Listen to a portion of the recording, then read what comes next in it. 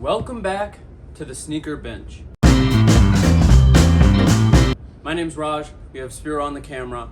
We're going to do a review of the Li-Ning 808 V2s here in a second. But first, what do you have on feet, Spyro? I'm wearing neon Air Max 95s. I love these. I've worn these on a previous video. I believe this is my first repeat on feet, which I try not to do too much, but I like these a lot, so whatever.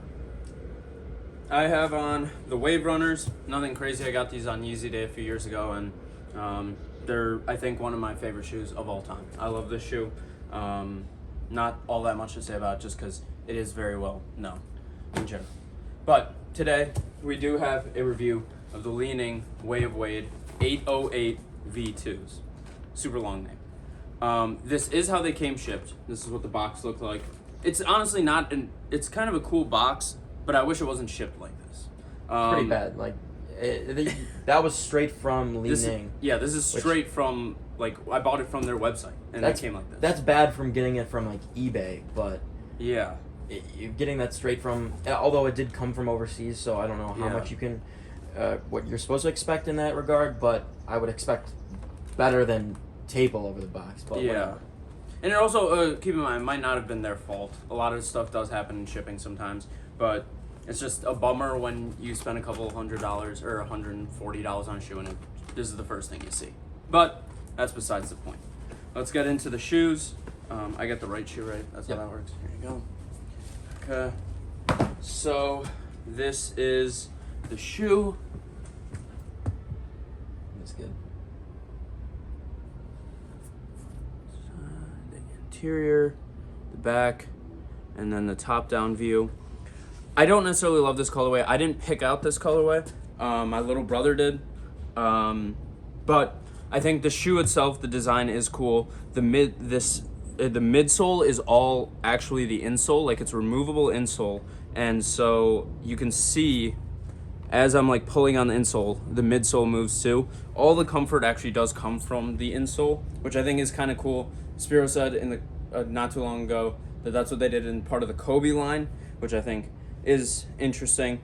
There's a lot of different little pieces here. You have like the see-through mesh where you can see the interior a little bit. You have the signature on the inside. There's a lot of little details to the shoe that I think are kind of interesting, and some of them are honestly a little bit funny. The DNA thing on the back is cool to me. This, get closer, make sure you can see that. I don't know if you can see it, but it's like a matte DNA, like little strand.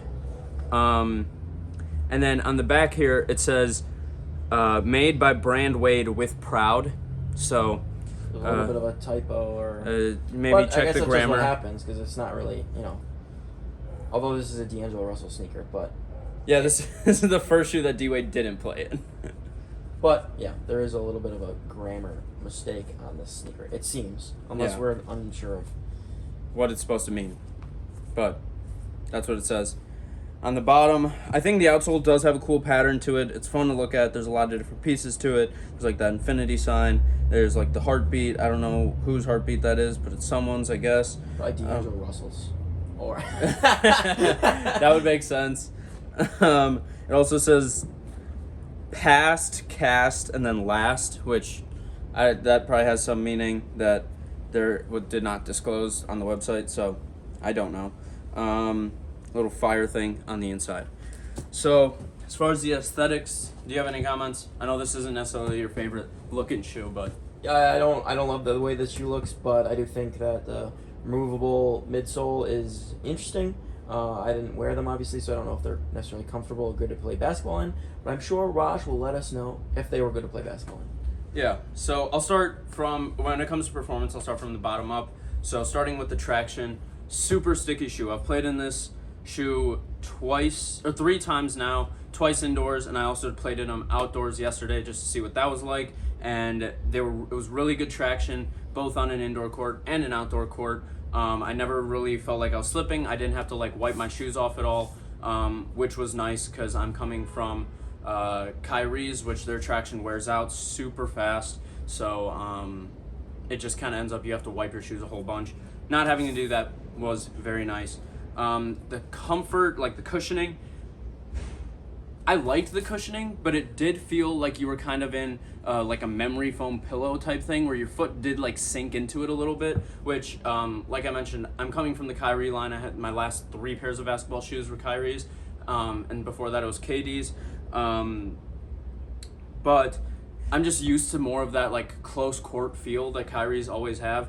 These don't necessarily have that. You do feel a little bit elevated. You do feel a little bit like sunk into the midsole there. But it is very plush. So if you're someone who like your feet hurts a lot when you play, your feet will not hurt in these at all. Just because that cushioning is very plush. And I'm hoping that the cushioning feels very durable. It feels like it'll last. But hopefully that doesn't get like pushed down too much with time and with a lot of play. And then hopefully it doesn't get too dense after that. Moving on to the upper, it's a solid construction. I didn't really feel like it was moving a lot too much. The lacing system works. I did double lace them because there is a little bit of heel slippage, but it's not anything crazy. If you get the right size, I'm sure. This is a half size bigger than I normally get. Like I said, I just got these from my brother. But if you get your correct size, I can't imagine there's too much heel slippage. But even with it being the wrong size, it wasn't terrible. You get used to it. It was fine for the most part. The ankle, there's not like any ankle support. It's a very low top shoe. But I think like since it is kind of a flat shoe, like it's not like the Kyrie's where it's rounded around the corners, it does keep you kind of, keeps you stable. My ankle I didn't feel like nervous about my ankle rolling at all because it is a very like well-structured shoe in that regard. That means something because Raj has had a storied past of ankle injuries. I have a permanently swollen right ankle, so yeah. Should go to the doctor for that. Probably should. Should have gone there years. Yeah, it's been many years since that's been an issue, but like 8 or more. Yeah, it's a problem, but it is what it is. Everyone has their own problems. Put that on a t-shirt. But yeah, I mean, I would consider these as far as like some of my favorite shoes. If I had to like rate these out of 10 as far as performance goes, I'd probably go with like a 7. They're not the best shoes I've ever had, but they're a really solid pair, and they're also come in at I think $120, which is right around the Kyrie line. It's way cheaper than like the LeBron line or anything like that. So I think it's a solid shoe if you're looking for kind of a budget option. I do remember the shipping was pretty bad from what my brother told me. It took like maybe a month to get to him because it was coming from overseas. But if you're looking for something on a budget and you're not like, you don't have a ton of ankle problems, which I do, but if you don't have a ton of ankle problems or need like a high top, I think this is a pretty good option for a basketball shoe. Any other thoughts? That's kind of all I had on these. I don't have too much thoughts. I'm not gonna like I said, the design is not necessarily my favorite, but this is a basketball shoe. It's made for function, and since I have not played in them, I'm not gonna really talk about them too much because Raj says that they function pretty well and they come at an affordable price point. Yeah. So if you are in the market for a basketball sneaker, it sounds like they are a pretty good affordable option. Yeah. So in that regard, I would say it sounds like a pretty good purchase.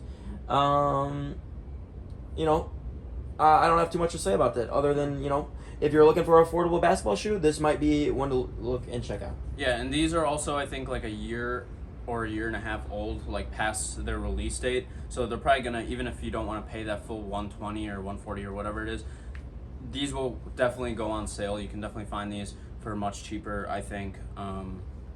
If you maybe even on the Li-Ning website, I don't know how their sales work necessarily, but you can definitely find these on places like eBay or like stuff like that for much cheaper if that's what you're looking for. It's a good affordable basketball shoe though. And that's all I had. Thanks for watching the Sneaker Bench, and I hope you have a great day. Peace. Peace.